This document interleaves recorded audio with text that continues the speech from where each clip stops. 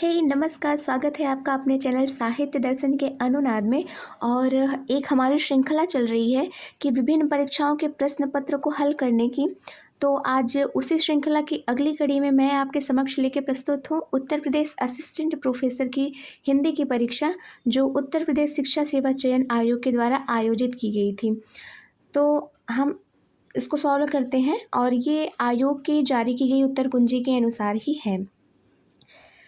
तो वो सामान्य अध्ययन का पहला प्रश्न है कि शहरी क्षेत्रों में ध्वनि प्रदूषण को नियंत्रित करने के लिए निम्नलिखित में से कौन सी तकनीकी व्यापक रूप से उपयोग की जाती है। तो शहरी क्षेत्र में जब देखते हैं ध्वनि प्रदूषण, तो इसका सही उत्तर हो जाएगा ध्वनि अवरोधक और हरित पट्टियों की स्थापना। तो पहला विकल्प सही हो जाएगा। फिर अगला है, शहरी पर्यावरणीय क्षरण को कम करने के लिए निम्नलिखित में से कौन सी रणनीति सबसे ज़्यादा प्रभावी होती है। तो सार्वजनिक परिवहन प्रणालियों को समाप्त करना बिल्कुल नहीं है ये, और हरित और संरचना और सतत शहरी नियोजन को बढ़ावा देना बिल्कुल शहरी पर्यावरणीय क्षरण को कम करने के लिए ये सबसे अच्छी और उपयोगी तकनीकी है। जीवाश्म ईंधनों के उपयोग का विस्तार बिल्कुल असत्य है, और अनियंत्रित औद्योगिक क्षेत्रों में वृद्धि ये भी बिल्कुल असत्य है। अगला प्रश्न है, सूचना एवं संचार प्रौद्योगिकी आईसीटी और ज्ञान प्रसार के संबंध में निम्नलिखित कथनों पर विचार करना है और सही उत्तर का चयन करना है। तो आईसीटी भौगोलिक सीमाओं के पार वास्तविक समय में संचार को संभव बनाता है, तो ये बिल्कुल सही है। आईसीटी पारंपरिक शिक्षण संसाधनों की आवश्यकता को पूर्णतः समाप्त कर देता है।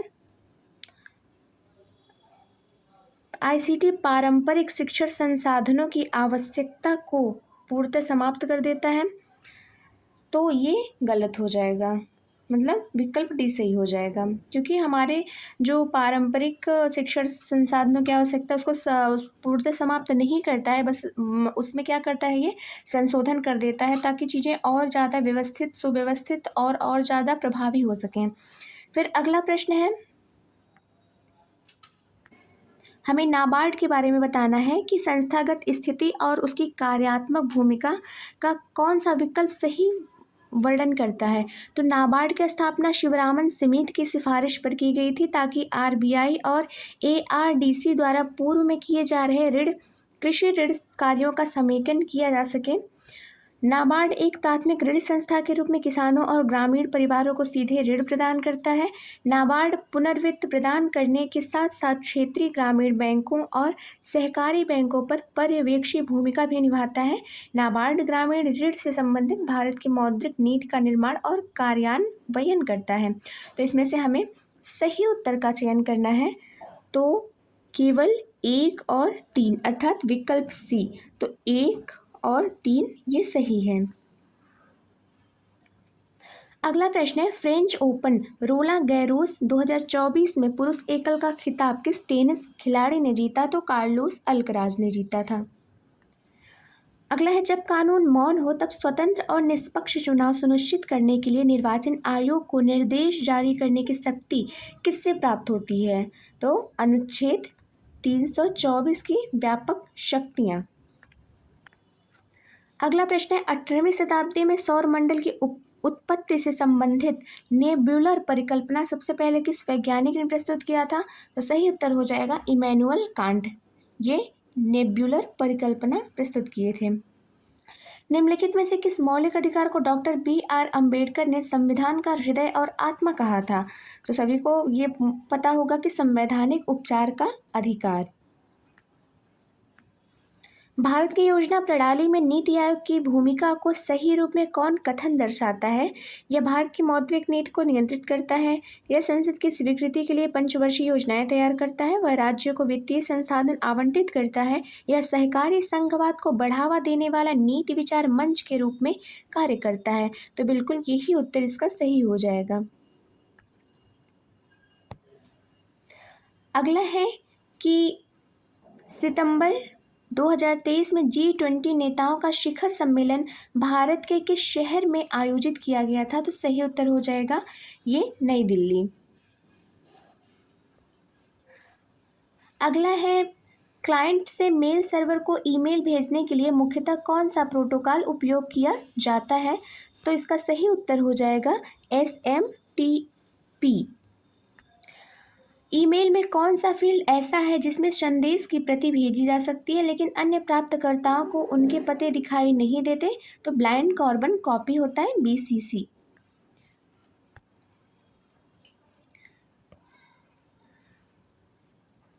फिर अगला है, कौन सा अंतर्राष्ट्रीय सम्मेलन आर्द्र भूमियों के संरक्षण और सतत उपयोग पर केंद्रित है?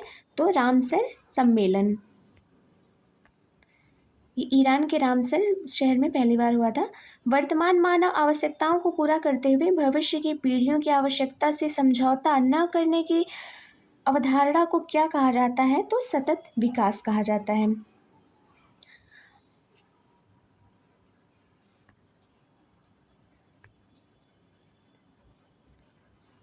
अगला है, नीचे दो कथन दिए गए हैं जिनमें से एक को अभिकथन तथा दूसरे को कारण कहा गया है। नमामि गंगे कार्यक्रम का उद्देश्य गंगा नदी के संरक्षण और पुनर्जीवन पर केंद्रित है, तो बिल्कुल सही है।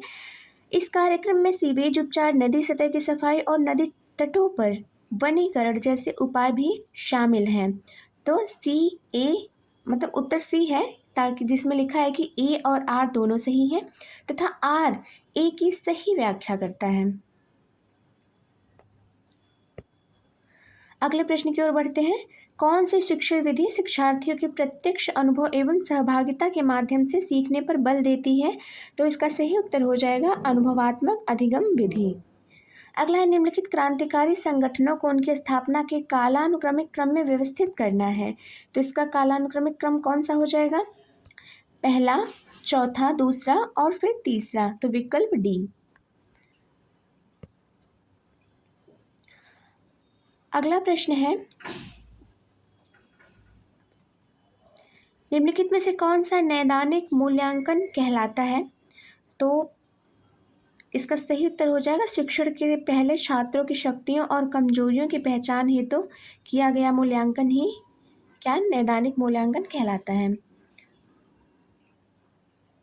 अगला प्रश्न है, आधुनिक ज्ञान समाज में सूचना एवं संचार प्रौद्योगिकी ICT की भूमिका का सर्वोत्तम वर्णन कौन सा है? तो सही उत्तर हो जाएगा वैश्विक स्तर पर सूचना की एक तीव्र पहुंच, साझाकरण और प्रयास को सक्षम बनाना, तो विकल्प ए। अगला हमें मृदा के प्रकार दिया हुआ है, उसकी विशेषता क्या है? तो इसका सुमेलन करना है। तो जलोढ़ मृदा ये नदियों द्वारा लाई गई निक्षेपों से निर्मित होती है। काली मृदा कपास की खेती के लिए सही होती है, महाराष्ट्र इत्यादि में पाई जाती है। लेटराइट महाराष्ट्र नहीं, गुजरात में पाई जाती है। और लेटराइट ये होती आयरन और एल्युमिनियम ऑक्साइड से समृद्ध होती है।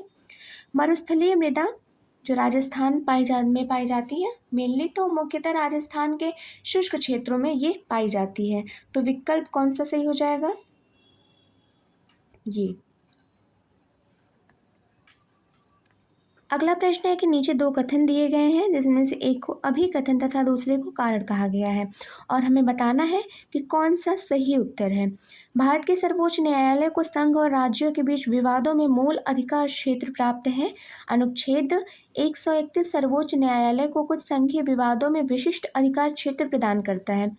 तो इसमें से सही उत्तर हो जाएगा कि ए और आर दोनों सही हैं और उसकी सही व्याख्या भी कर रहा है। अगला प्रश्न है, वर्ल्ड इकोनॉमिक आउटलुक नामक ये रिपोर्ट किस संगठन के द्वारा प्रकाशित की जाती है? तो सही उत्तर हो जाएगा हमारा अंतर्राष्ट्रीय मुद्रा कोष। अगला प्रश्न है, 2023 में सिकल सेल रोग के उपचार के लिए स्वीकृत पहली CRISPR आधारित जीन संपादन थेरेपी किस नाम से जानी जाती है?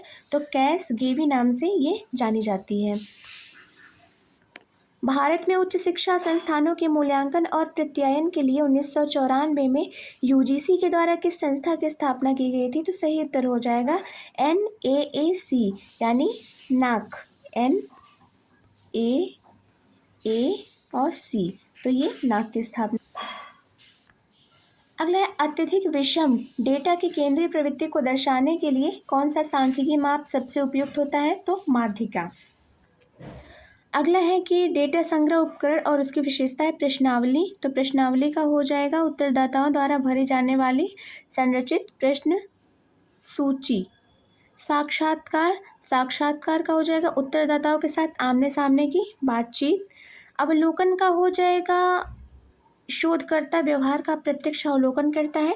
रेटिंग स्केल हो जाएगा दृष्टिकोण के मत का सत्यापन। तो ये इसमें विकल्प बी सही हो जाएगा। अगला प्रश्न है, भारतीय संस्कृति में कौन सी दार्शनिक अवधारणा मानव कर्मों और उनके परिणामों को नियंत्रित करने वाले नैतिक कार्य कारण संबंध के सिद्धांत को दर्शाती है? तो इसका सही उत्तर हो जाएगा कर्म। कर्म। फिर अगला प्रश्न है, साइबर सुरक्षा शब्दावली में वीपीएन का पूर्ण रूप क्या है? तो वर्चुअल प्राइवेट नेटवर्क वीपीएन का ये पूर्ण रूप है। तो पहला है, जयशंकर प्रसाद लिखित कामायनी कितने सर्गों में विभाजित है? तो इसका सही उत्तर हो जाएगा 15 सर्ग। फिर हिंदी कहानी के विकास के संदर्भ में सरस्वती पत्रिका का प्रकाशन वर्ष क्या माना जाता है? तो जैसा कि ज्ञात है कि सरस्वती पत्रिका का प्रथम प्रकाशन 1900 में है, चिंतामणि घोष, और 1903 में इसका कार्यभार महावीर प्रसाद द्विवेदी जी ने संभाला था। 1903 से लेकर 1920 तक इसका कार्यभार द्विवेदी जी ने संभाला था, और प्रथम प्रकाशन क्या है? 1900 ईस्वी है। 1715 ईस्वी में डच भाषा में हिंदुस्तानी का व्याकरण किस विद्वान द्वारा लिखा गया था? तो सही उत्तर हो जाएगा इसका जे केटलर के द्वारा लिखा गया था। फिर अगला प्रश्न है, हजारी प्रसाद द्विवेदी के उपन्यास पुनर्नवा के संदर्भ में निम्नलिखित कथनों पर विचार करना है। इसमें ऐतिहासिक इतिहास का उपयोग केवल घटनाओं के पुनर्निर्माण के लिए किया गया है। उपन्यास में भारतीय संस्कृति, परंपरा और जीवन दर्शन की पुनर्स्थापना का प्रयास किया गया है। यह उपन्यास तिलस्मी और अय्यारी से परंपरा से प्रभावित है। तो बिल्कुल गलत है। इसमें ऐतिहासिक परिवेश के माध्यम से सांस्कृतिक चेतना का रूपांतरण किया गया है। तो इसमें कौन सा सही है? उपन्यास में भारतीय सांस्कृतिक परंपरा, जीवन दर्शन की पुनर्स्थापना और ऐतिहासिक परिवेश के माध्यम से सांस्कृतिक चेतना का रूपांकन। अगला जो प्रश्न है, रचनाकार है, उनकी कृति है, हमें सुमेलित करना है। तो नागार्जुन है केदारनाथ अग्रवाल, सुदामा पांडे धूमिल। सुदामा पांडे धूमिल का है संसद से सड़क तक।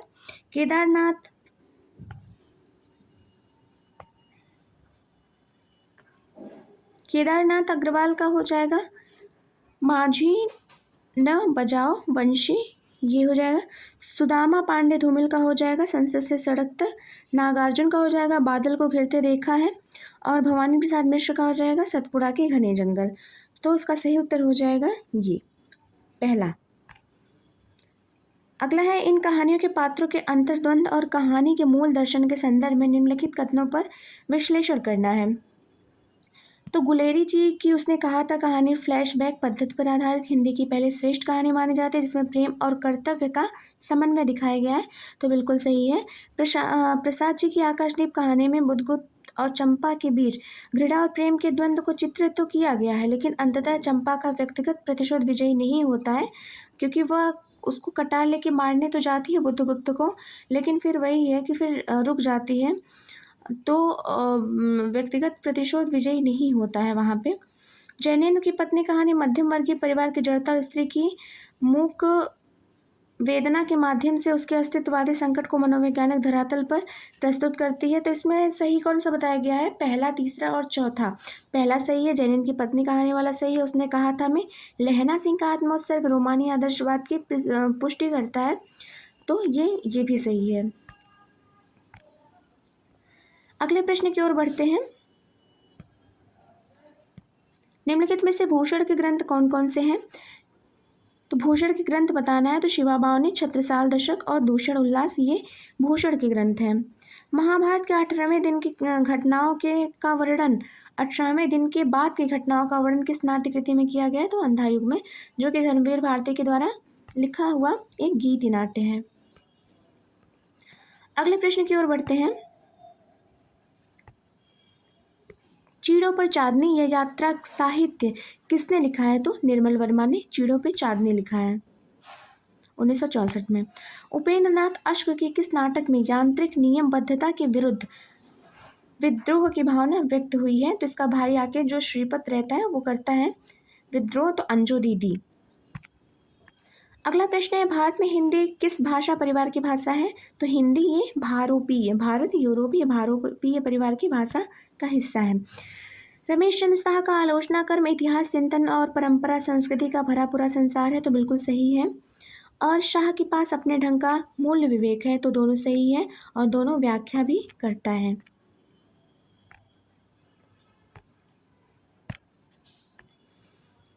पत्र पत्रिकाएं हैं और उनका प्रकाशन वर्ष है मैं जो कि सुमेलित करना है।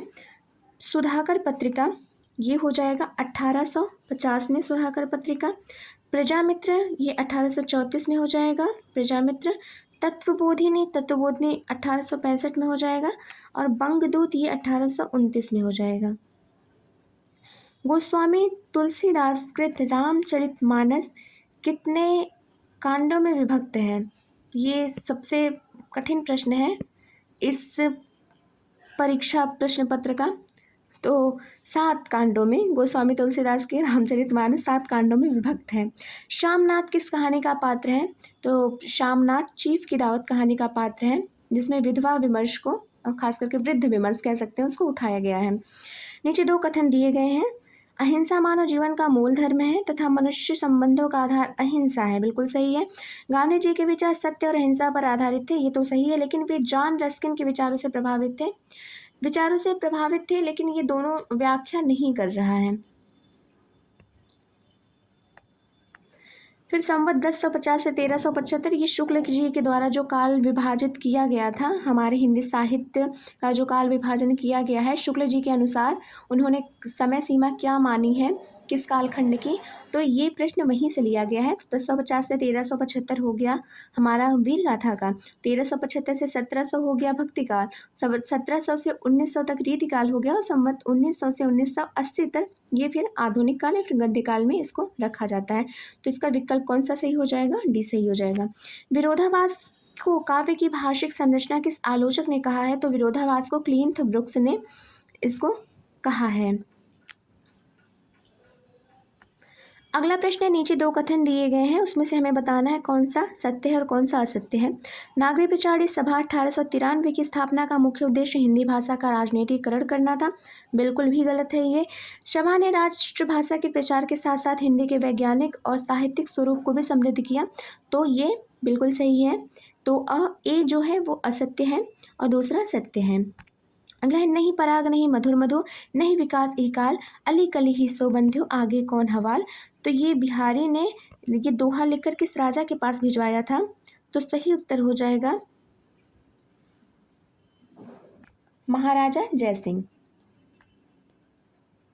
अगला फिर हमें सुमेलित करना है राम की शक्ति पूजा, तो ये किसकी रचना है? सूर्यकांत त्रिपाठी निराला, दीपशिखा महादेवी वर्मा, नौका विहार सुमित्रानंदन पंत, मोची राम धूमिल। तुलनात्मक आलोचना का आरंभकर्ता किसे माना जाता है? तो पद्म सिंह शर्मा को, जो इन्होंने बिहारी और सादी की तुलनात्मक आलोचना का सबसे पहले शुरुआत किया हुआ था। अगला है, मैला आंचल उपन्यास किसका है? तो मैला आंचल उपन्यास फणीश्वर नाथ रेणु का है, ये प्रथम आंचलिक उपन्यास है। सुधिया उस चंदन के वन की किस विधा की रचना है? तो सुधिया उस चंदन के वन की ये विष्णु प्रभाकर के द्वारा लिखा गया एक संस्मरण है, संस्मरण विधा है इसकी। भारतीय लिपियों के विकास के संदर्भ में जॉन बूलहर ने के अनुसार ब्राह्मी लिपि की उत्पत्ति किससे माने जाती है? तो उत्तरी सामी सेमिटिक लिपि से इसकी माने जाते हैं, ये बूलहर ने बताया था ऐसा। निम्नलिखित में से कौन से नाटककार भारतेंदु युग के हैं? तो भारतेंदु युग के हैं प्रताप नारायण मिश्र, बालकृष्ण भट्ट, श्रीनिवास दास और राधाचरण गोस्वामी, ये लोग ये भारतेंदु मंडल के हैं। मन रे परसि हरि के चरण सुगम शीतल कमल कोमल त्रिविध ज्वाला हरण, तो ये मीराबाई की पंक्ति है, मीराबाई की ये पंक्ति है। अगला सुमेलित करना है हमको, सरदार पूर्ण सिंह है,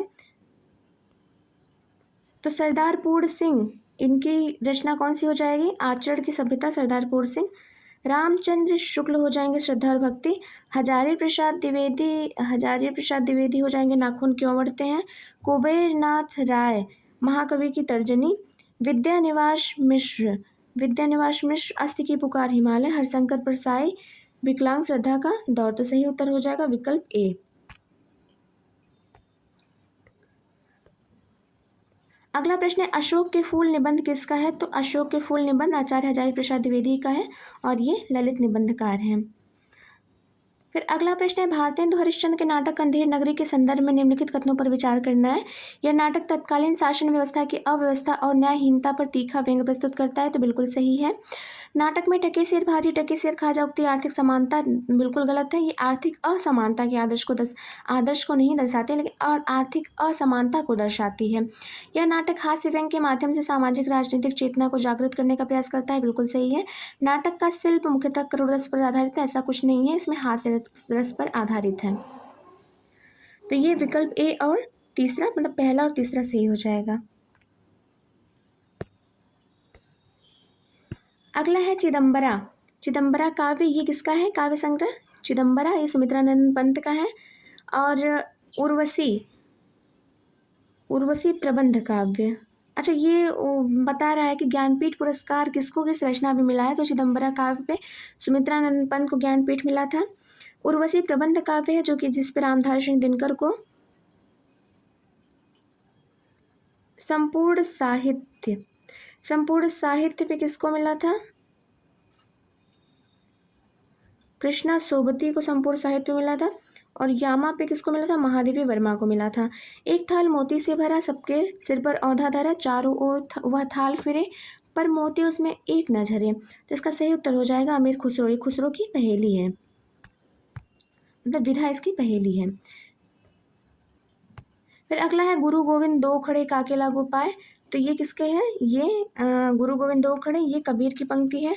अब कैसे छूटे राम नाम, रट लागे प्रभु जी तुम चंदन हम पानी, जाकी अंगंग बात समाने, तो रैदास का है। गगन हमारा बाजा बाजे मूल मंत्र फल हाथी, तो ये गगन हमारा बाजा बाजे जम्बनाथ का है। दादू पद जोड़े क्या पाइए, साखी कहे का हो, तो दादू दयाल का है, जैसा कि नाम से ही स्पष्ट है।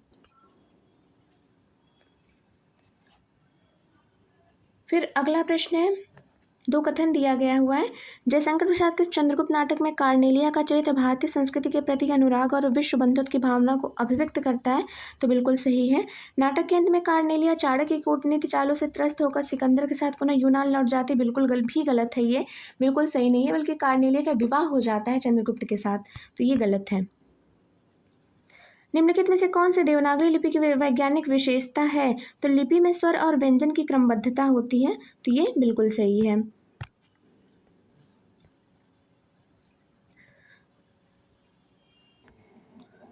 आधुनिक हिंदी कविता में प्रगतिवाद से प्रयोगवाद की ओर वैचारिक बदलाव के संबंध में कौन सा कथन सत्य है, हमें बताना है। तो प्रगतिवाद मार्क्सवादी विचारधारा और सामाजिक यथार्थवाद से गहराई से प्रभावित था, जबकि प्रयोगवाद ने व्यक्तिगत अनुभव और भाषाई प्रयोग को प्राथमिकता दी। ये सही हो जाएगा विकल्प नंबर 4। इन कहानियों की शिल्प संवेदना और आधुनिकता बोध के संदर्भ में निम्नलिखित कथनों पर विश्लेषण करना है। उषा प्रियमवदा की वापसी कहानी सेवानिवृत्ति के बाद गजाधर बाबू को अपने ही परिवार में अजनबीपन और फालतू हो जाने की त्रासदी को चित्रित करती है, तो बिल्कुल सही है ये। निर्मल वर्मा की परिंदे कहानी को डॉक्टर नामवर सिंह ने नई कहानी की पहली कृति माना है, तो ये भी सही है। कमलेश्वर की दिल्ली में एक मौत कहानी महानगरीय जीवन की आंतरिकता और संवेदनहीनता पर तीखा प्रहार करती है। बलबी कमाल एक भारत विभाजन की त्रासदी पर आधारित है। और जहाँ लक्ष्मी कैद है कहानी राजेंद्र यादव के द्वारा लिखित है, जो लक्ष्मी पात्र के माध्यम से आर्थिक विवशता और पारिवारिक घुटन के मनोवैज्ञानिक यथार्थ को हमें प्रस्तुत करती है हमारे समक्ष, तो इसमें सभी उत्तर इसका सही हो जाएगा, इसका सभी उत्तर सही माना गया है। फिर अगला प्रश्न है, कंकाल उपन्यास किसका है, तो कंकाल जयशंकर प्रसाद का है। कंकाल तितली इरावती, इनका 3 उपन्यास हैं, जो कि कंकाल जयशंकर प्रसाद, कंकाल तितली इरावती, हाँ ये तीनों जयशंकर प्रसाद जी का उपन्यास है। अगला चलते हैं, आलोचक और उनके सिद्धांत की हमें सुमेलित करना है। तो प्लेटो का क्या कौन सा सिद्धांत था, तो प्लेटो का अनुकरण सिद्धांत था। अरस्तु का कौन सा सिद्धांत था, अरस्तु का विवेचन सिद्धांत था। कालरिज का सिद्धांत कल्पना का सिद्धांत, और लोनजाइनस का सिद्धांत उदात्त का सिद्धांत है, तो सही विकल्प हो जाएगा विकल्प ए। क्वेश्चन नंबर 71 पे चलते हैं, अनुप्रास। अनुप्रास में क्या उसकी पहचान होती है, तो समान वर्णों की आवृत्ति होती है, जहाँ कोई भी वर्ण 2 या 2 से अधिक बार होते हैं वहाँ अनुप्रास अलंकार होता है। यमक अलंकार एक ही शब्द की पुनरावृत्ति पर उसके अर्थ अलग अलग होते हैं। श्लेष अलंकार है, एक ही शब्द के भिन्न भिन्न अर्थ होते हैं। और उपमा अलंकार है, उपमेय और उपमान की तुलना की जाती है, तो सही उत्तर हो जाएगा इसका विकल्प बी। अगला फिर से हमें सुमेलित करना है। रचनाकार हैं बाल मुकुंद गुप्त, भारतेंदु हजारी प्रसाद द्विवेदी, रामवृक्ष बेनीपुरी, तो इसका सही उत्तर हो जाएगा विकल्प डी। बाल मुकुंद गुप्त हो गए, शिशुम्भू के चिट्ठे, भारतेंदु हो गए, भारतेंदु निबंध, डॉक्टर हरिहर प्रसाद द्विवेदी हो गए, अशोक के फूल, रामकृष्ण बेनीपुरी, वंदेवाड़ी विनायक। अगले प्रश्न की ओर चलते हैं कि मेरा परिवार रेखा चित्र के रचनाकार कौन है? तो ये महादेवी वर्मा मेरा परिवार की रेखा चित्र के रचनाकार हैं। फिर गोपाल राम गहमरी, तो गोपाल राम गहमरी, महावीर प्रसाद द्विवेदी, माधव प्रसाद मिश्र और गौरी शंकर ओझा। तो गोपाल राम गहमरी ये लंका यात्रा का विवरण है। फिर महावीर प्रसाद द्विवेदी सभा की सभ्यता, माधव प्रसाद मिश्र हो गए विशुद्धानंद चरितावली और गौरी शंकर ओझा कर्नल टाट। तो सही उत्तर हो जाएगा विकल्प सी। अगर भारतीय संविधान में हिंदी को संघ की राजभाषा के रूप में स्थापित तथा उसके क्रमिक विकास हेतु किस प्रकार की संवैधानिक व्यवस्था की गई है? तो इसका सही उत्तर हो जाएगा हिंदी को राजभाषा घोषित करते हुए अंग्रेजी के सीमित काल तक सप्रयुक्तता उसके विकास हेतु निर्देश दिए गए हैं। अगला है अल्मोड़ा अखबार के संपादक कौन थे? तो अल्मोड़ा अखबार के संपादक सदानंद सलवास थे, पंडित सदानंद सलवास। निम्नलिखित में छायावादी कवि कौन से हमें बताना है, तो हम देखते हैं कि कौन सा विकल्प सही है। तो छायावादी कवियों में जयशंकर प्रसाद, सुमित्रानंदन पंत, महादेवी वर्मा और निराला होते हैं। तो ये फिर छायावाद की को के चार स्तंभ बन गए होते हैं। हालांकि छायावाद त्रयी में सुमित्रानंद पंत, जयशंकर प्रसाद और निराला ही होते हैं और महादेवी वर्मा को लघु त्रयी में रखा जाता है। इन कहानियों के शिल्प और विचारधारा के संदर्भ में कौन सा कथन सत्य है? कफन कहानी घीसू और माधव के माध्यम से दलित चेतना के सकारात्मक उत्थान को रेखांकित करती है। तो बिल्कुल सही है। कानों में कंगना कहानी योगेश्वर और किरण के प्रेम आधुनिक नारीवाद की पहली अभिव्यक्ति है। ताई कहानी में रामेश्वरी का चरित्र प्रारंभ से ही वात्सल्य और ममता से परिपूर्ण दिखाया गया है। तो ये गलत है, बिल्कुल भी गलत है, क्योंकि शुरू में उसमें दिखाता है कि वो कैसे ही उससे डाह रखती है, ईर्ष्या रखती है, जलन रखती है, लेकिन फिर बाद में वो ममत्व से भर के परिपूर्ण हो जाती है और पहला दलित चेतना के सकारात्मक उत्थान को बिल्कुल नहीं रेखांकित करती है, बल्कि उसमें एक कुत्सित यथार्थवाद को दिखाया गया है, एक नग्न यथार्थवाद को प्रेमचंद जी ने हमारे समक्ष रखा है, न कि उसमें सकारात्मक उत्थान को दिखाया गया है। और फिर दुनिया का अनमोल रत्न में प्रेमचंद ने देशभक्ति को ईश्वरी से प्रेम से ऊपर स्थान दिया, तो बिल्कुल भी ये कथन सही है। तो इसीलिए इसको कौशल की दृष्टि से इसको सही माना गया है। फिर अगला प्रश्न है संरचनावाद है, वाद है और वाद के प्रवर्तक हैं, तो इसका सुमेलित करना है इसको। संरचनावाद, तो संरचनावाद के हैं फर्डिनांड द सस्च्योर। उत्तर संरचनावाद के हैं रोला बार्थ। स्त्री विमर्श के हैं प्रभा खेतान, इन्होंने द सेकंड शख्स का हिंदी में अनुवाद किया था। फिर विखंडन या विरचना, तो ये जॉक देरिदा, इसके सही उत्तर हो जाएगा। फिर अगला है प्रारंभिक काल, तो ये जो हमें काव्यशास्त्र की किताब है उसमें ये हमें देखने के लिए मिलता है।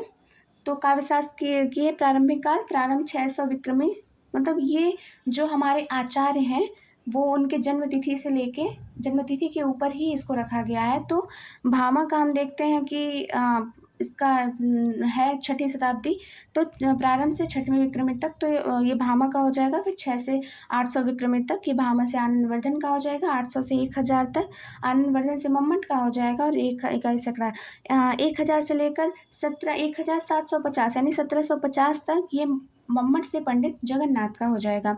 अभिव्यंजनावाद का प्रतिपादन किस आचार्य ने किया था? तो अभिव्यंजनावाद का प्रतिपादन क्रोचे ने किया था, क्योंकि शुक्ल जी का एक कथन है ना, क्रोचे का अभिव्यंजनावाद विलायती उत्थान है, वक्रोक्ति का विलायती उत्थान है। और फिर कारक के कितने भेद होते हैं? तो कारक के 8 भेद होते हैं। कर्ता ने कर्म को कर्ण से के द्वारा, संप्रदान को के लिए पदान से अलग होकर, संबंध का की के रारे रे, तो इसी तरीके से ये 8 प्रकार के होते हैं। इन उपन्यासों के वर्ण विषय के संबंध में असत्य कथन का चयन करना है। तो आपका बंटी में पारिवारिक विघटन के 3 के बीच बच्चों के मनोविज्ञान की तुलना में राजनीति को प्रधानता बिल्कुल नहीं दी गई, इसमें बस मनोविज्ञान को ही, बच्चों के मनोविज्ञान को ही प्रधानता दी गई है। यूनिकोड प्रणाली के संदर्भ में देवनागरी लिपि के उपयोग के बारे में निम्नलिखित में से कौन सा कथन सर्वाधिक उपयुक्त है? तो यूनिकोड देवनागरी वर्डों के लिए सार्वभौमिक कोड निर्धारित करता है, जिससे विभिन्न प्लेटफॉर्म पर एक रूपता बनी रहे। तो सही उत्तर ये हो जाएगा। अगला है पांडे बेचन शर्मा उग्र की आत्मकथा अपनी खबर के संदर्भ में कौन सा कथन संगत नहीं है, हमें बताना है। तो इस कृति का संपादन और प्रकाशक महात्मा गांधी के हरिजन पत्र के आदर्शों से प्रभावित होकर किया, ये बिल्कुल भी गलत है। पोथी पढ़ जगमुआ पंडित भयान को, ढाई आखर प्रेम का पढ़े सो पंडित होए। लेकिन जो कार्ड दिया गया है केवल ढाई अक्षर पढ़ने से पंडित होता है, तो ये गलत है और ये कबीर की पंक्ति है। ससंवेदनावाद यानी साइनेस्थेसिस की संज्ञा किसकी है? तो आइए रिचर्ड्स की है। विष्णु प्रभाकर कृत आवारा मसीहा विधा का प्रकार कौन सा है? तो ये जीवनी विधा की रचना है।